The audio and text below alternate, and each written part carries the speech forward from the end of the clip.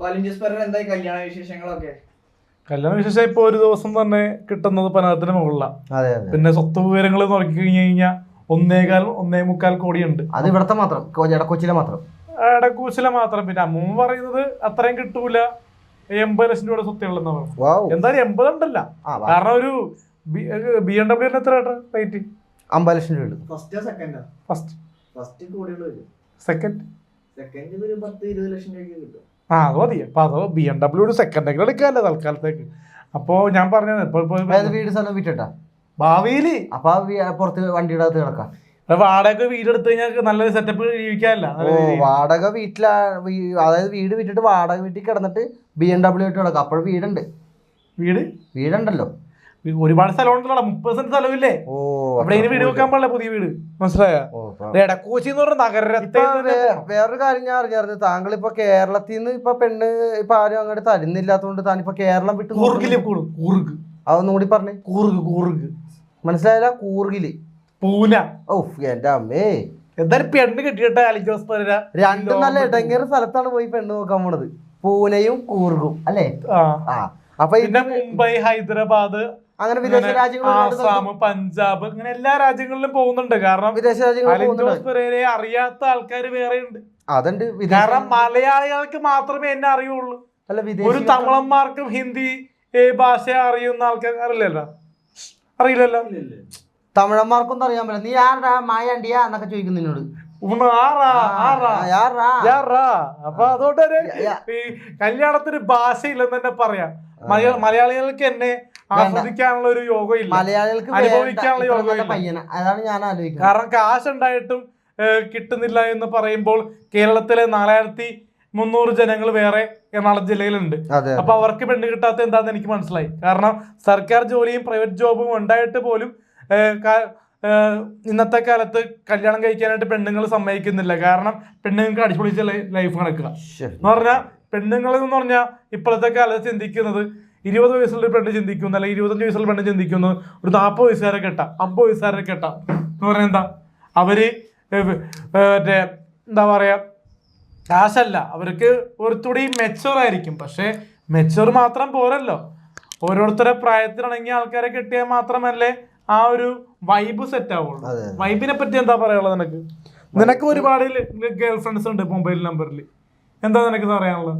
ഞാൻ ബെസ്റ്റിയാണ്. ഇത്രയും മുടിയൊക്കെ ഉണ്ടല്ലോ നിനക്ക്, മുടി വളർന്ന് തൊപ്പിയെ പോലെ തൊപ്പി തൊപ്പി 2 എന്ത് പറയുന്നു തൊപ്പി 2?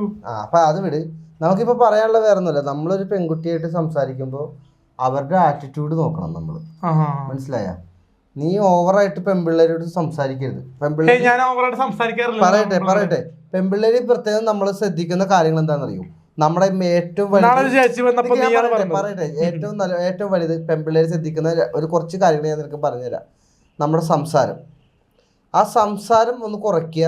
നമ്മുടെ ആറ്റിറ്റ്യൂഡ് അവർ പ്രത്യേകം ശ്രദ്ധിക്കും. പിന്നെ വഴി പോണ പെണ്ണുങ്ങളൊക്കെ നിന്നെ ഭയങ്കര നോട്ടം നോക്കണം ഞാൻ കാണാറുണ്ട്.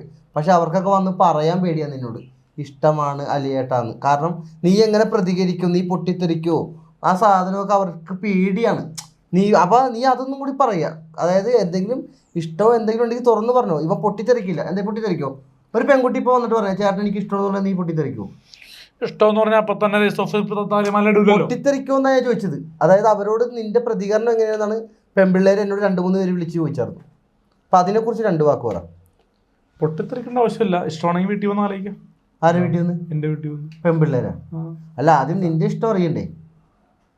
നമുക്കൊരു പെൺകുട്ടിയെ കാണുമ്പോൾ നമുക്കൊരു ഇത് തോന്നും, അട്രാക്ഷൻ തോന്നാനായിട്ട് ഒരു 5 കാര്യങ്ങൾ നീ പറ. പെൺകുട്ടികൾക്ക് എന്തൊക്കെ വേണം? സൗന്ദര്യം ഉണ്ടാവണം, എന്നെക്കാളും ബുദ്ധി സാമർഥ്യം ഉണ്ടാവണം. അതുണ്ടാവും.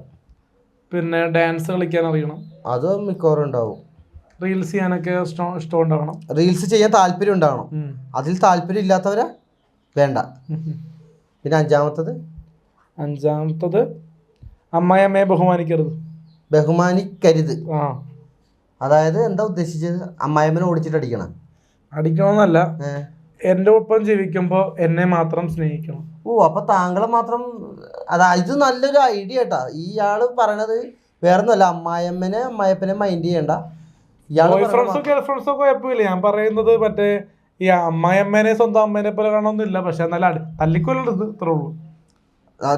എന്തെങ്കിലും പറഞ്ഞാൽ തിരിച്ചു പറയാലോ അമ്മായിയമ്മനോട്. പറയാ അതൊരു നല്ലൊരു ഇത്. പിന്നെ നിനക്ക് എന്താ ചോദിക്കാനുള്ളത്? പിന്നെ താങ്കൾ ഇപ്പൊ വിദേശ രാജ്യത്ത് പോകണ്ടെന്ന് പറഞ്ഞായിരുന്നു 2-3 പെണ്ണ് കാണലിന്. അതിന്റെ കുറിച്ച് 2 വിദേശ രാജ്യങ്ങളില് ദുബായ്, അബുദാബി, ഖത്തർ, കുവൈറ്റ്, അങ്ങനെ പല രാജ്യങ്ങളിൽ മെയ് 1-ാം തീയതി മുതൽ പോണെയാണ്. ഒരു പ്രോഗ്രാം വന്നിട്ടുണ്ടെന്ന് പറഞ്ഞു ഗൾഫിൽ. അതാ പറഞ്ഞ മെയ് 1-നാണ് അവിടെ എത്തേണ്ടത്. ഏപ്രിൽ 30-ാം തീയതി ഗൾഫിലേക്ക് പറക്കുകയാണ്. അത് കഴിഞ്ഞിട്ട് എപ്പോ വരും താങ്കള്? കാരണം മലയാള സിനിമയിലെ ദിലീപേട്ടനും നാദർശയ്ക്കും ശേഷം ഗൾഫിൽ പോകുന്ന 1-ാം തീയതി മുതൽ എത്രാം തീയതി വരെയാണ്? 8-ാം തീയതി വരെ. അപ്പൊ 1-ാം തീയതി മുതൽ 8-ാം തീയതി വരെ തന്റെ ഷെഡ്യൂൾ കിട്ടൂലെന്നാണ് പറയണത്.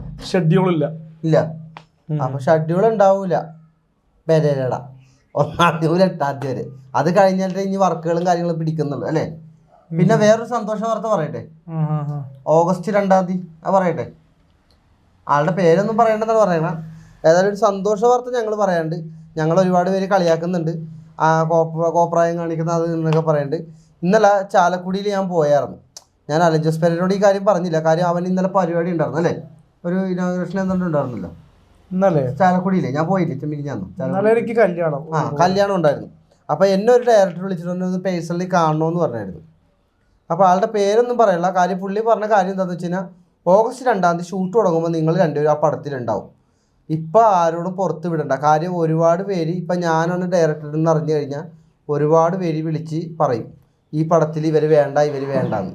അതുകൊണ്ട് ഷൂട്ട് കഴിഞ്ഞ് പടം പുറത്തിറങ്ങാനാവുമ്പോൾ ഇറങ്ങുന്നതിൻ്റെ ഒരാഴ്ച മുമ്പ് നിങ്ങൾ പുറത്ത് വിട്ടാൽ മതി ഞങ്ങളുടെ പേരും കാര്യങ്ങളൊക്കെ. അപ്പോൾ അതൊരു സന്തോഷ വാർത്ത ഇപ്പം ഞാൻ മീഡിയാസിനോട് പറയുകയാണ്. ശരിയല്ലേ? അതിപ്പോൾ എന്തുകൊണ്ടാണ് നമ്മൾ വേണ്ടാന്ന് പറയുക? പുള്ളി അങ്ങനെ പേടിക്കണമെങ്കിൽ എന്തെങ്കിലും കാരണങ്ങളുണ്ടാവും. മലയാള സിനിമയിൽ അലൻ ജോസ് പെരേരനെ AJP ആണ് പേടി. പൈനാപ്പിൾ എന്ന് പറയുന്ന വിഷ്ണുവിനെ പേടിക്കണ്ടാവും. എന്നെ പേടിക്കേണ്ട കാര്യമില്ലടാ. കാരണം എന്നെ ഭയപ്പെടുന്നുണ്ട് പലരും. എന്തിന്? ഞാൻ നാളത്തെ നെസ്റ്റിലാവുമെന്ന് ഓർത്തു. പക്ഷെ എനിക്ക് നെസ്റ്റിലാണ്ട് ആവശ്യമില്ലല്ലോ. ഞാൻ പറഞ്ഞല്ലോ, എനിക്കിപ്പോൾ 1 കോടി രൂപ വേണമെങ്കിൽ എനിക്ക് 3 സെന്റ് 3 സ്ഥലത്തുള്ള സ്ഥലങ്ങൾ എവിടെയെങ്കിലും കൊടുത്തു കഴിഞ്ഞാൽ എനിക്ക് ഓഹരി കിട്ടി കഴിഞ്ഞാൽ എനിക്ക് അത്യാവശ്യം കാറ് മേടിക്കാനുള്ള സെറ്റപ്പ് ഉണ്ടാവും. ഈ സിനിമയിലേക്ക് കയറുമ്പോൾ ആൾക്കാർ എന്താ ചിന്തിക്കുന്നത്? ഒരു കാറ് മേടിക്കണം, ഒരു ഫ്ലാറ്റ് മേടിക്കണം. അതെന്റെ ഓഹരി വെക്കുമ്പോൾ കിട്ടുമല്ലോ. അതായത് അപ്പനും അമ്മയും ഉണ്ടാക്കിയ സ്വത്ത് വിറ്റിട്ടായാലും അവന് ഓഹരി ഉണ്ട്. നമുക്കതില്ല. നമ്മൾ സ്വന്തമായിട്ട് തന്നെ അധ്വാനിച്ച് സ്വന്തമായിട്ട് എന്റെ കാര്യം ഞാൻ പറയാം. അങ്ങനെയല്ല, സ്വന്തമായിട്ട് അധ്വാനിച്ച് നമ്മളെ ഒറ്റക്കാലി നിൽക്കണമെന്ന് ഒരുപാട് പേര് എന്നെ പോലത്തെ ആൾക്കാർ ആഗ്രഹിക്കുന്നു. പക്ഷെ ഇവൻ അതിന്റെ ആവശ്യമില്ല. ഡാഡി മമ്മി അതേപോലെ ഉണ്ടാക്കി കൊടുത്തിട്ടുണ്ട്. അതുകൊണ്ട് ചോദിക്കാം